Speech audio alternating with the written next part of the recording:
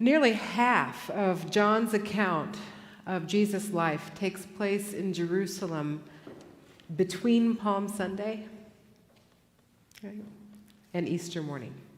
Did you notice that? When Kate started out her reading, we had to dial all the way back to chapter 12. We've been way past that for weeks now. Right? It's why we've spent all of this time during Lent telling these stories, because half of the Gospel of John is right here. In other years, we saved them for Maundy, Thursday, and Good Friday. And if you just came on Palm Sunday and then skipped over to Easter the next weekend, you might never know any of that. Hosanna, and then he's risen, and nothing in between. So I'm grateful. I'm grateful to John for the way that he tells this story, because he knows. He knows. And there's really no way for us to understand who Jesus is or why he came unless we follow him in through the city gates and then down through the streets of the holy city. And so we've been walking beside Jesus all these weeks, seeing for ourselves what it looks like when the Word is made flesh, when God's love becomes incarnate and lives with us right here as we really are in our regular lives. Over the last weeks, we have followed Jesus through a last meal with his disciples. We've spent a midnight vigil with him in the Garden of Gethsemane, and then witnessed an arrest, and then trials, first by the religious authorities and then by the Roman governor. Now we're turning back to the story where we left off last week. It's time for us to follow Jesus all the way to the cross. Now, in Bible study this week, in my Wednesday morning Bible study, to which you are all welcome, some of us were ready to zip right past the cross onto Easter morning. And I get that. It is hard to pull apart Jesus' death from the story of the empty tomb. In fact, we almost never tell those stories separately from one another. So that makes sense. We do that. But if you are feeling that tug, if you want to zip right to the empty tomb this morning, okay, fair enough. I get it. Notice that. Hello, impulse. And then come back to the cross, because we need to hang out here for a little bit to really understand what's going on with Jesus. There's very little else we know for 100% historical fact about Jesus except the cross. All four gospel writers and independent contemporary sources agree that Jesus lived, and he taught an extraordinary message of hope. It was so compelling to so many people.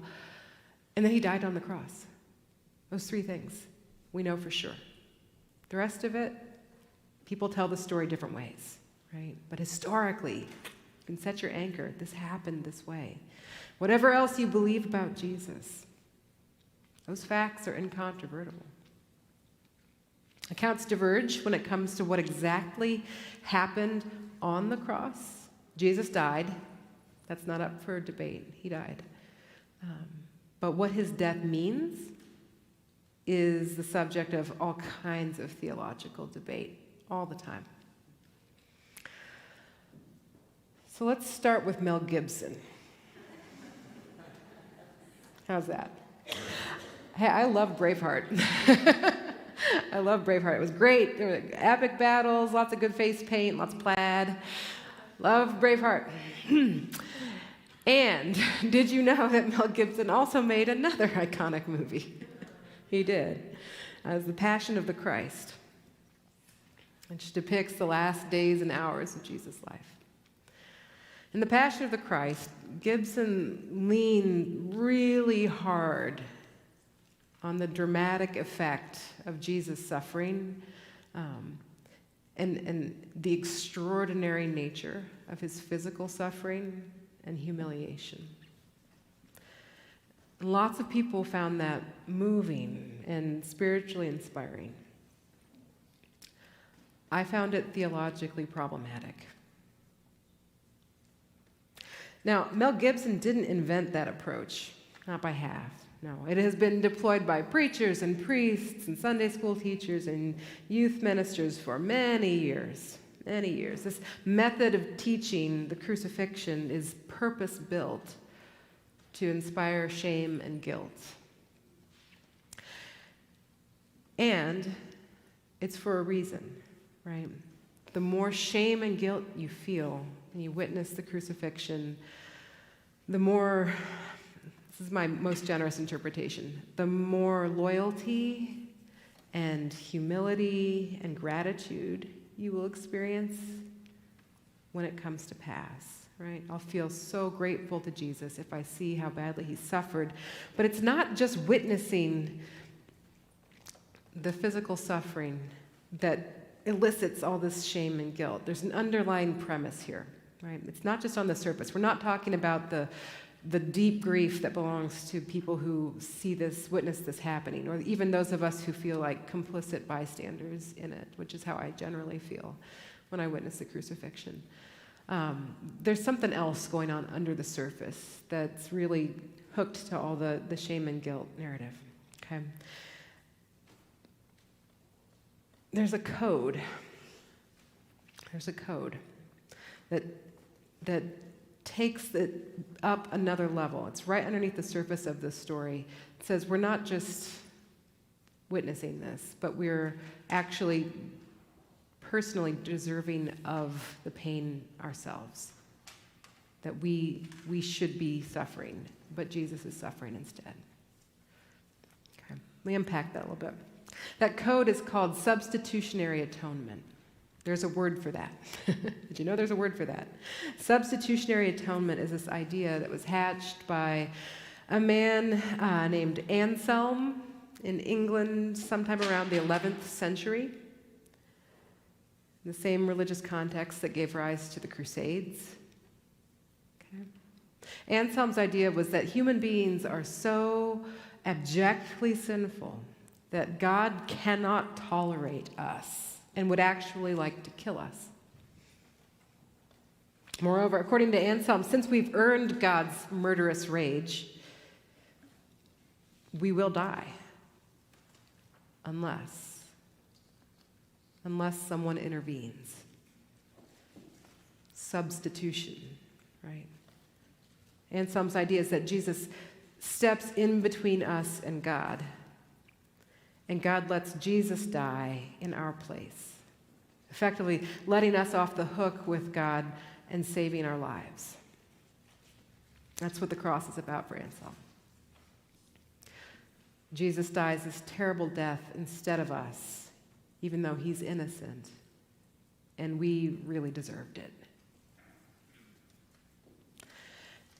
Imagine teaching that story to an 8-year-old. Is anybody in this room that 8-year-old? Yeah.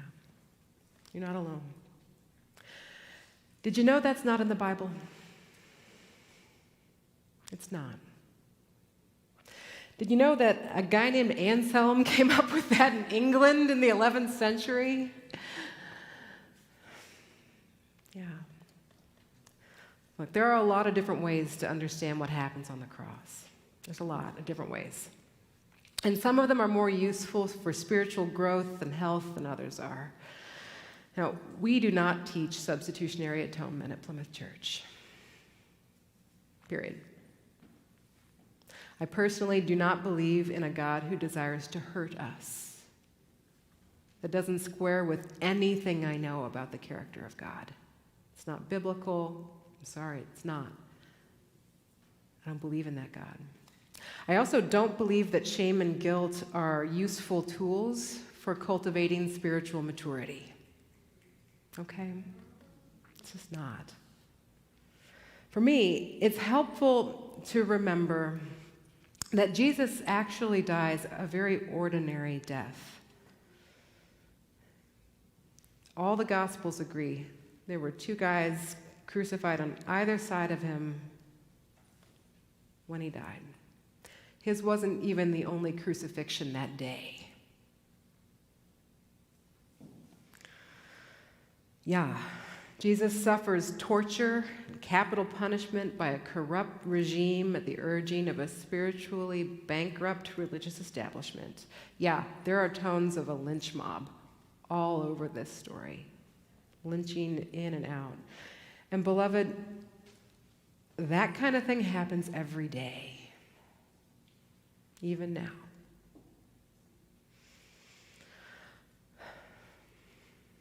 Innocents are condemned by violence. Lives are cut short by meaningless abuse. The worst things we can imagine happen, and worse. That's not extraordinary. And so, in this ordinary, tragic death, I believe that Jesus closes the final distance between us. He comes to live where we really live. He allows the worst that's in us to be done to him, just as it's been done to so many others. Right? On the cross, Jesus receives in his body the wisdom of those who know what it is to die a senseless death, to be abused, and to die. Purposeless death. Right? There's a tradition of teaching that says on the cross, God experiences the loss of a child, too. This is another level, right? And I find it compelling. And it seems true to me that the Son of God on the cross is at once dying and also grieving that death, right? God sent God's only Son, right? All of that accompanying us even further into the deepest pain we can imagine. I believe that Jesus Christ suffers with us and redeems our suffering on the cross by destroying the lie that we are alone in our despair. If there is good news here at the foot of the cross, I think it must be this: we aren't alone. Right? The God of love who gave us life will not leave us. Not even here.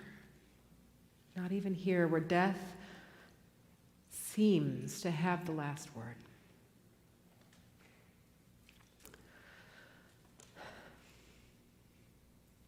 Thanks be to God.